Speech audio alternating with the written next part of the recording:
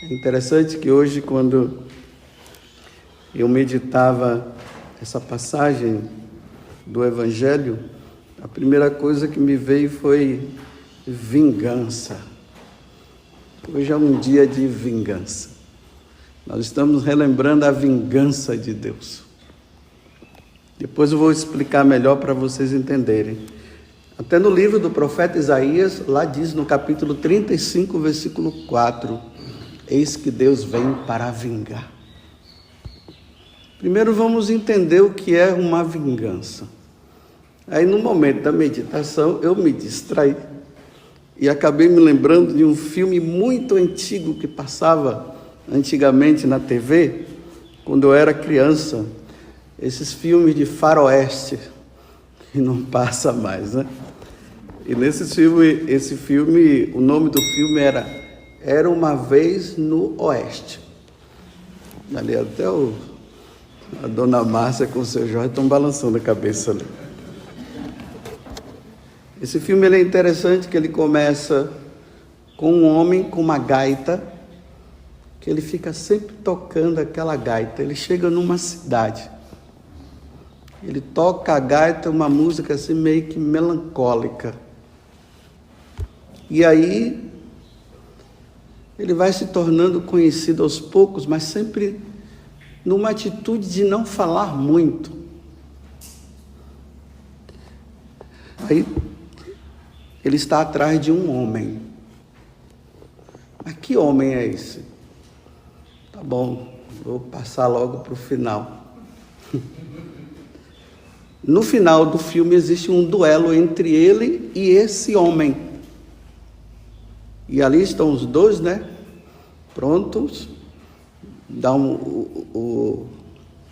O filme, quando vai passando, ele vai demorando, vai mostrando a fisionomia de um, vai mostrando a fisionomia do outro, até que engatilha, mata, aí ele atira, aí o outro pega assim, tenta colocar o revólver no... Como é que chama aquele negócio lá?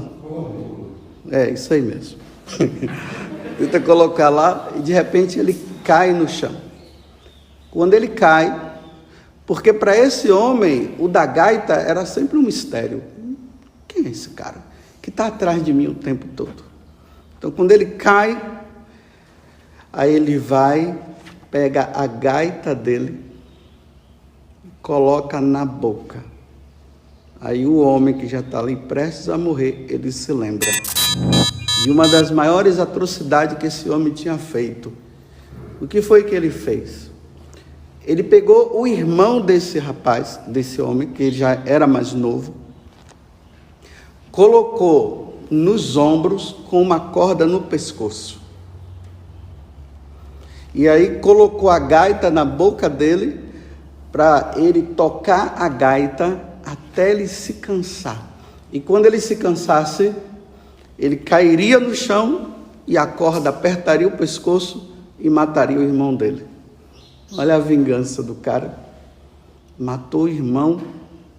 Eu acho que é uma das piores mortes que a gente pode observar assim humanamente, né?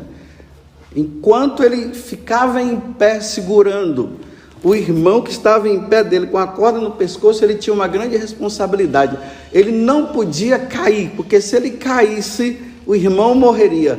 Então ele fica ali, aí vai, ele começa, as pernas começam a tremer, ele começa a suar, e a gaita na boca tocando, e aquele negócio todo, aí ele cai. Quando ele cai no chão, o irmão dele desce e a corda mata. Que atrocidade! Então passou o tempo, e aquele homem, ele guardava no coração, eu preciso me vingar. Ele matou o meu irmão, eu vou matá-lo também. E matou. Essa é a vingança humana. Deus hoje mostra, através de uma morte diferente, a vingança de Deus.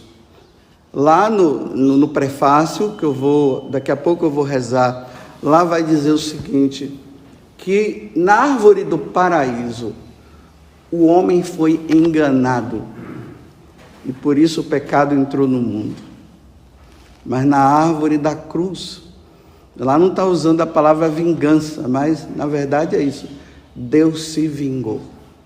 Deus venceu Satanás na árvore da cruz. Essa é a vingança de Deus. Por quê? Porque a partir do momento em que o pecado original entrou no mundo, o que foi que o homem fez? O homem deu as costas para Deus. E a partir do momento que o homem dá as costas para Deus, eles só começam a pecar, fazer tudo. Fazem tudo o contrário. Já não fazem mais como Deus queria, como Deus desejava que nós vivêssemos no paraíso. Porque lá no jardim do Éden, chamado o jardim do gozo, a interpretação da palavra Éden quer dizer isso, né? O lugar do gozo, o lugar da felicidade. Paraíso é isso, é o lugar da felicidade. E o homem nega essa felicidade na hora que ele obedece a Satanás, quando ele incita o homem e a mulher a comer daquele fruto. Então agora o homem faz tudo o contrário. Aí Deus dá os mandamentos para ver se o homem consegue, né, através dos mandamentos, consegue fazer aquilo que ele manda, mas mesmo assim o homem começa a negar. E aí Deus vem se vingar. Se vingar de nós e se vingar da serpente. Por isso que aí dá para nós entendermos, né, o que o Evangelho está dizendo. Pois Deus amou tanto o mundo que deu seu Filho unigênito, para que não morra todo o que nele crer, mas tenha a vida eterna. De fato, Deus não enviou o seu Filho ao mundo para condenar o mundo, tá vendo? Deus não enviou o seu Filho para acabar com todos nós, porque era isso que nós merecíamos. Olha a vingança dele. Não, a vingança dele é essa. Ele veio não para condenar o mundo, mas para que o mundo seja salvo por ele. Aí pronto.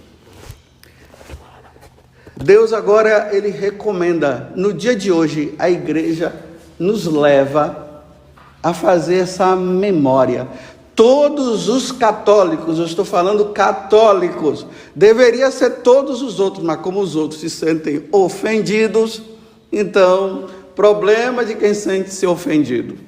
Então, para os católicos, todos nós hoje somos chamados a estar diante da cruz e ver quem está crucificado. Uma das artimanhas de Satanás foi essa. Com essa história dos evangélicos, dos protestantes, de idolatria e tudo mais, nós não vamos ser burros como eles, que ficam dizendo que a imagem, nós estamos adorando a imagem. Aí muitos católicos se deixaram levar por isso e tiraram os crucifixos das suas casas. Até nas escolas confessionais, ou seja, as escolas católicas, por isso que são confessionais, entraram na onda também. Claro que tirar os crucifixos das nossas casas, dos nossos lugares onde nós trabalhamos, aqui estou falando para os católicos mais uma vez, viu? Para nós católicos. Tirar é não lembrar, é para não lembrar como Satanás foi vencido, como a morte foi destruída, foi matada. É não ver com os nossos próprios olhos naquela imagem. Nós sabemos muito bem que ali é só uma imagem, não é Jesus Cristo, mas ela nos leva a Jesus. Por isso que não é idolatria. Seria idolatria se não nos levasse para Deus, mas nos leva para Deus. Por isso nos faz nos lembrar. Então, quando nós olhamos, nós vemos como a porta do paraíso se abriu para nós. Agora, não o paraíso terrestre, mas o celeste. No paraíso terrestre, lá mostra que de vez em quando Deus ia lá. No paraíso celeste, que é o céu, Não, Deus, nós vamos estar com Deus. Nós viveremos para sempre com Ele.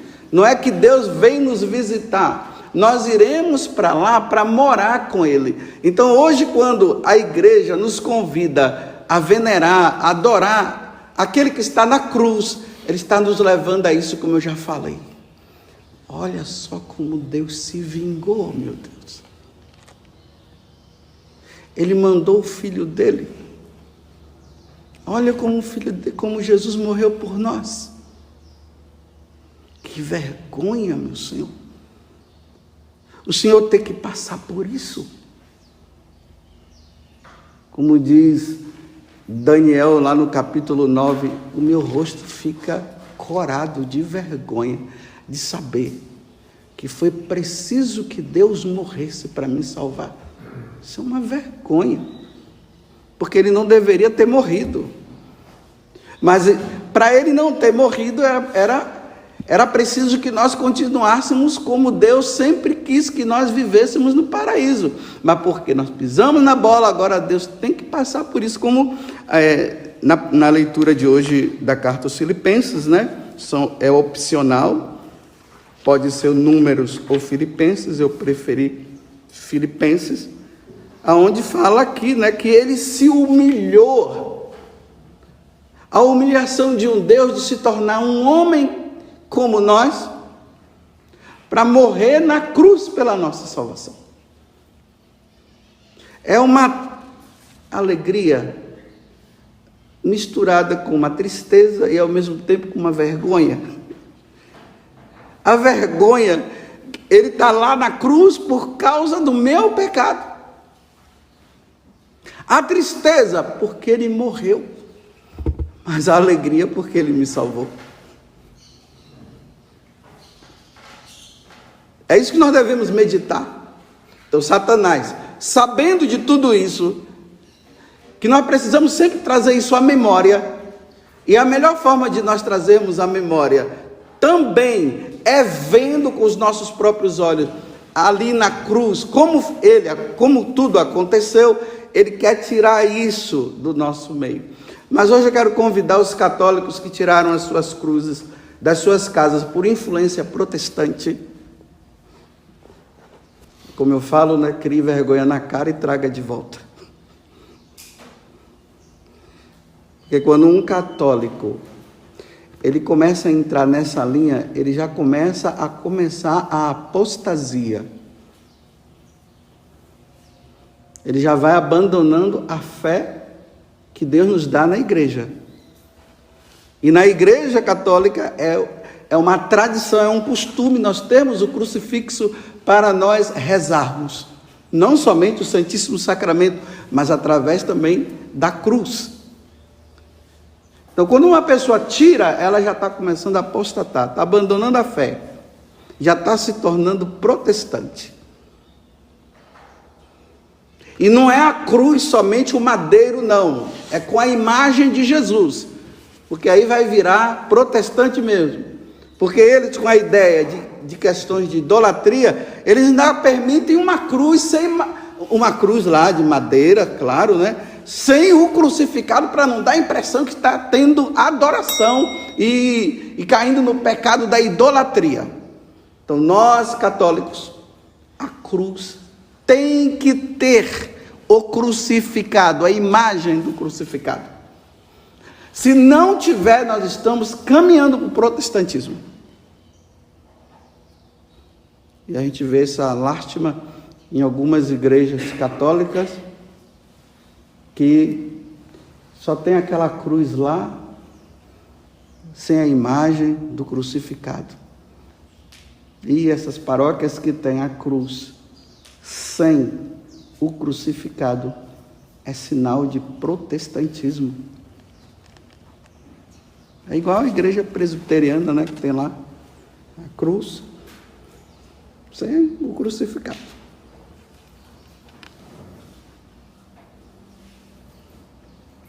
Porque vê só a cruz, só um madeiro, só o madeiro, é um madeiro ou uma madeira. Mas a madeira, cruz, Com o crucificado dá um tom diferente. Ali está aquele que me salvou. E aí o convite é o seguinte, aí vem as mais interpretações. Coloca-se assim, né? Tá vendo como Deus é misericordioso? Olha, Ele veio para nos salvar. Deus, Ele não veio nos condenar. Ele veio nos salvar. Até aí está tudo certinho. Mas quando para nisso e não gera conversão, porque precisa gerar conversão. Porque o pessoal se utiliza da misericórdia de Deus para continuar nos seus erros. E aí não há mudança. Deus é misericordioso, Deus não veio condenar, e por Deus não vir condenar, eu continuo no pecado, porque Deus não veio condenar. Então eu continuo naquela vidinha errada, sem mudança de vida. Sabe aquela vidinha do católico que cai no pecado e depois vai se confessar? E depois da confissão ele volta a cair de novo? E depois que ele cai, ele volta de novo para a confissão, e depois da confissão ele volta para o pecado de novo? E, gente, quando é que vai mudar de vida? Quando é que vai se converter? A confissão, ela precisa gerar mudança, conversão. Ou seja, Senhor, eu vim aqui te pedir perdão por causa desse pecado que eu cometi. E quando se sai do confessionário, não deveria se fazer mais aquilo, não. Isso é conversão. Enquanto continuar, não tem conversão. É só uma confissão. Vocês estão me entendendo? Não tem essa história que o pessoal fala do cigarro e cafezinho? Você fuma e depois toma um cafezinho, depois você toma um cafezinho e fuma. Quando é que você vai parar de fumar?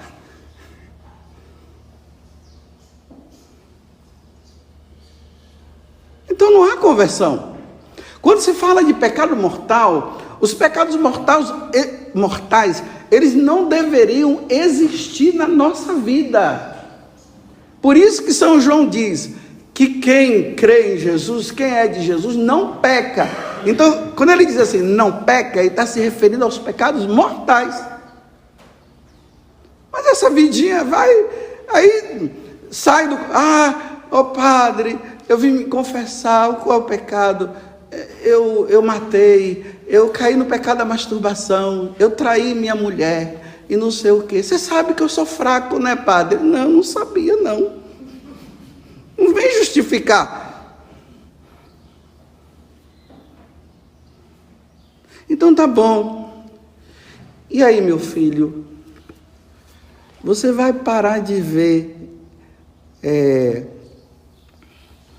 pornografia. Você já viu?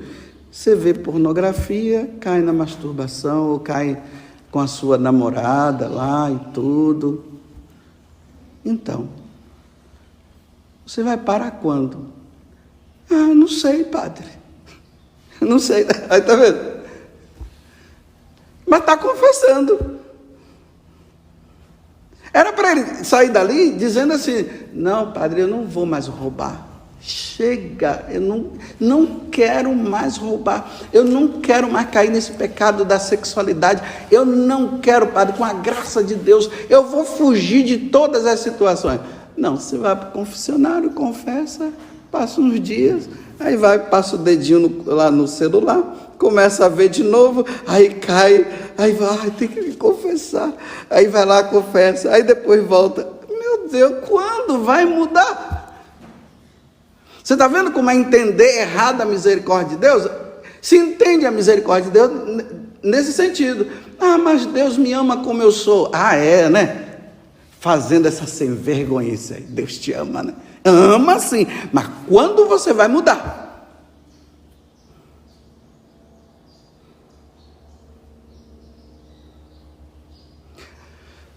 Aí é preciso mostrar que depois que nós vamos diante da cruz e nós vemos a vingança de Deus,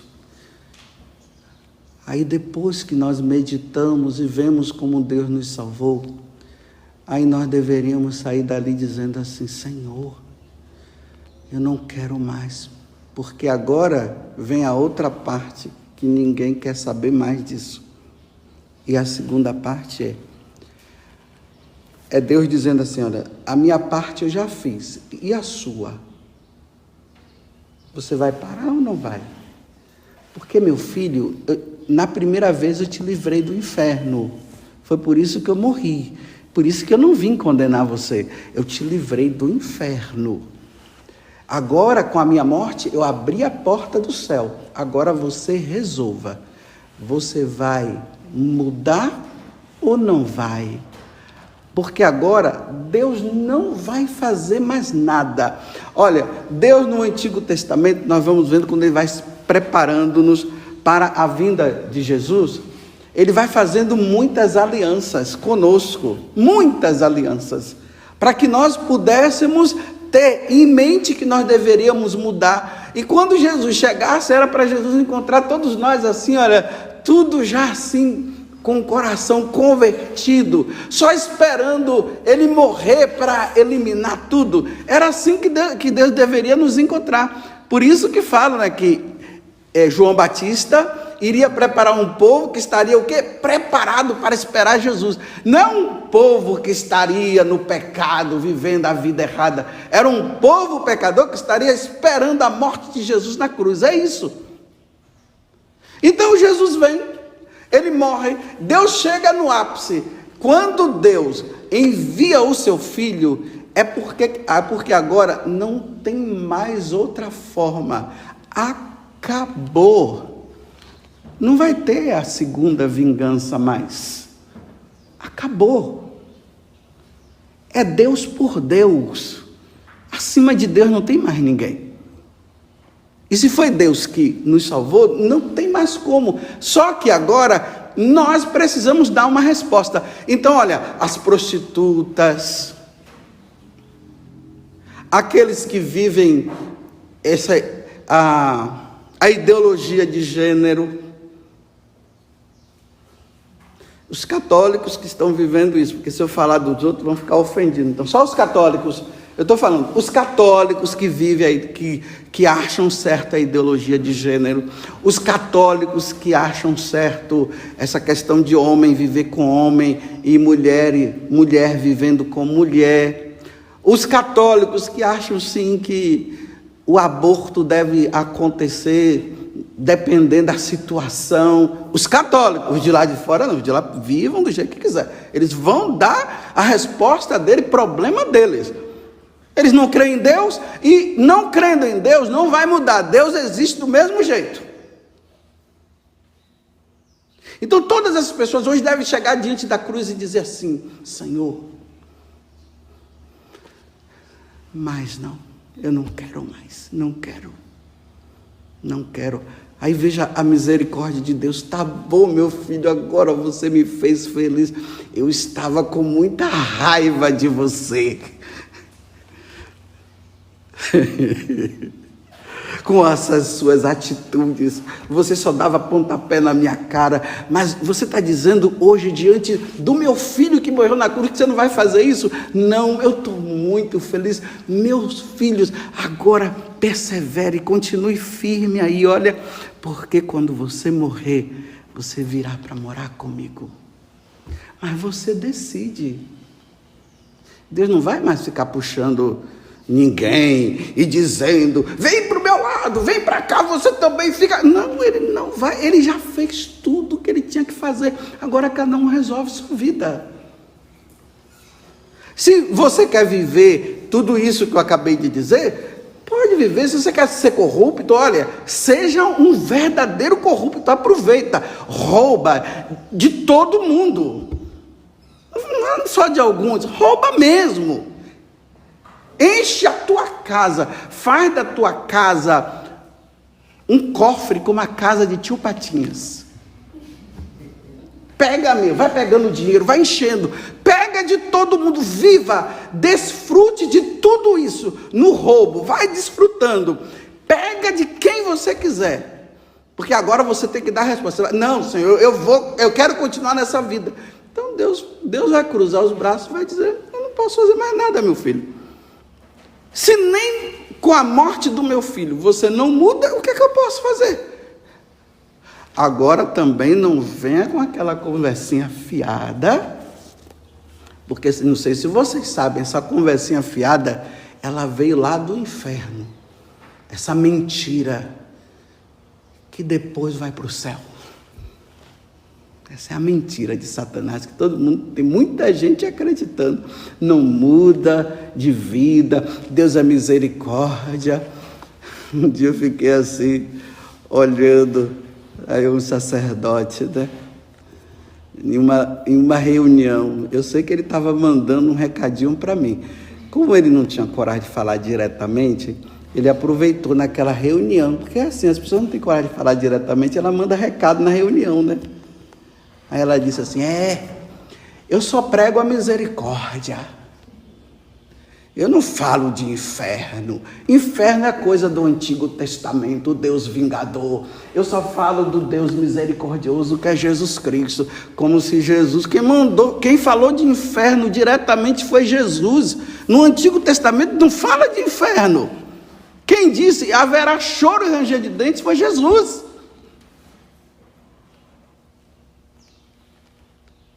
Foi Jesus que disse: vai ser partido ao meio e ser jogado nas trevas exteriores. Quem falou foi Jesus, não fui eu não. Aí você vê, né? Pode acreditar. Quando a pessoa fica falando muito de misericórdia de Deus, que não fala essas coisas, vai ver a vida. Está se escondendo na misericórdia de Deus para viver uma vida errada.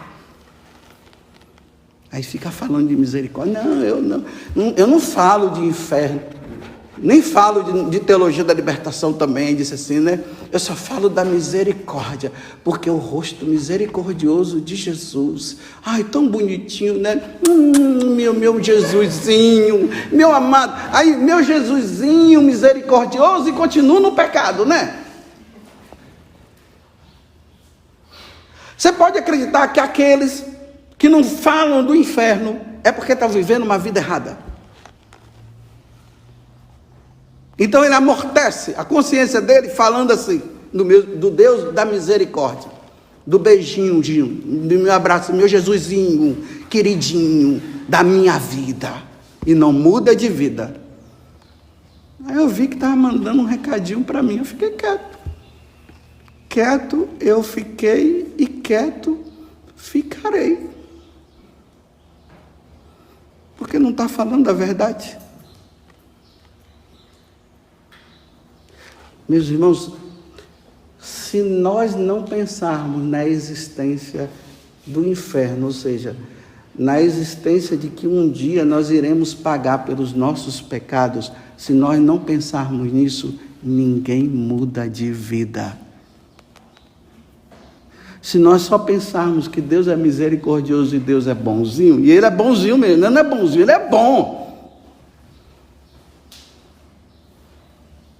Se nós pensarmos somente que todos nós iremos para o céu, e nós não entendermos que Deus vai fazer com que Ele vai deixar que cada um faça a sua escolha, porque assim, se eu vivo no pecado, eu estou indo para o inferno. Se eu não vivo para o pecado, eu estou indo para o céu. É simples assim. Então Deus é tão bom que Ele deixa cada um ir para onde quiser. Aí que está a misericórdia de Deus. Ele deixa a livre escolha, porque ele já fez tudo que tinha que fazer. Então tá bom. Eu vou falar da misericórdia de Deus, sim. Vou falar que Deus é amor, sim. Mas eu também vou dizer que Deus não é brasileiro, que fica dando jeitinho para tudo. Ele já deu o jeito. E eu tenho que alertar. Olha, se você vive nessa vida, cuidado. Você poderá não se salvar. Olha, se você está nessa vida boa, continue. Você está indo para o caminho certo. Vá em frente. Persevere. Olha, cuidado, depois da morte existe o inferno para os condenados e o céu para os absolvidos. E aí eu termino dizendo assim: se você não acredita no que eu estou dizendo, só depois da morte tu verás quem está certo. Louvado seja nosso Senhor Jesus Cristo e a nossa Mãe Maria Santíssima.